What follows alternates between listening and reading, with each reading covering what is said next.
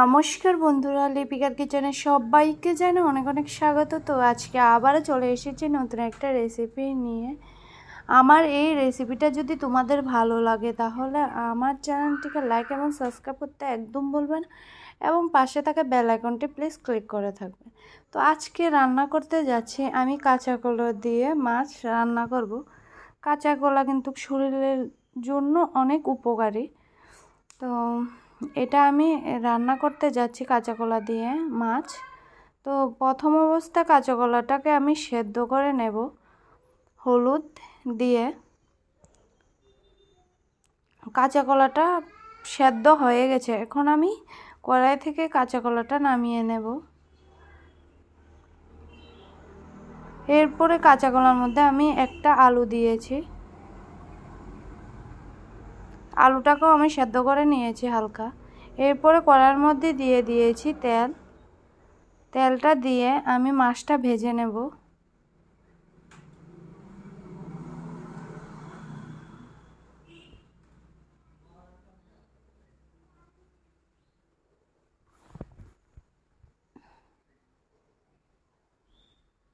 জালটা আমি বাড়িয়ে মাছটাকে ভালো করে ভেজে নেব উল্টে পাল্টে।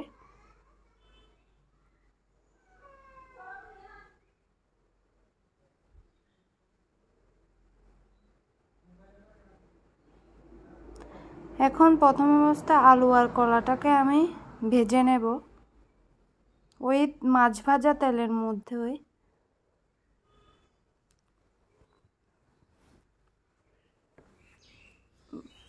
2 মিনিট জালটা মিডিয়াম আঁচে রেখে আমি এটাকে ভেজে নেব। সামান্য একটু নুন দিয়ে দেব আর দিয়ে দেব সামান্য একটু হলুদ গুঁড়ো দিয়ে প্রথম অবস্থায় আমি কাঁচা কলা আর আলুটাকে ভেজে নেব।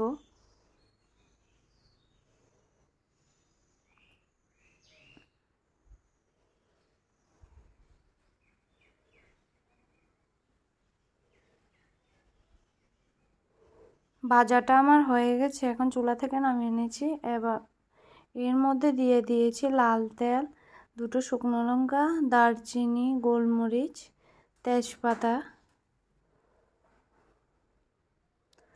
যখন পুরোপুরি শুকনো লঙ্কাটা পুড়ে আসবে তখন আমি বাটা মশলাটা দিয়ে দেব। এখানে শুকনো মরিচ বাটা আর দিয়ে দিয়েছি হলুদ গুঁড়ো 1 চা চামচ, জিরে ধনে গুঁড়ো 1 চা চামচ, স্বাদ মতো নুন দিয়ে মশলাটাকে আমি ভালো করে কষিয়ে নেব। ও আদা বাটা দিয়েছি 1 চা চামচ। মশলাটা পুরোপুরি ভাজা হয়ে আসলে জিরে গুঁড়োটা আমি লাস্ট পর্যায়ে দিচ্ছি।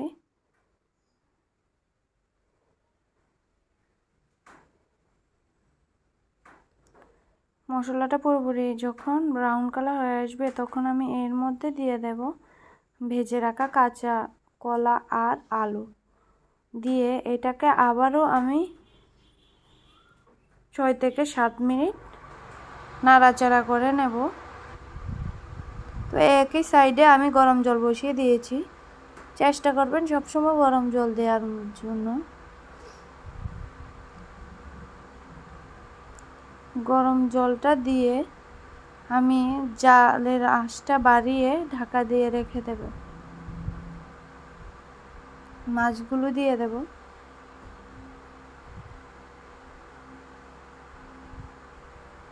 3 থেকে 4 মিনিট।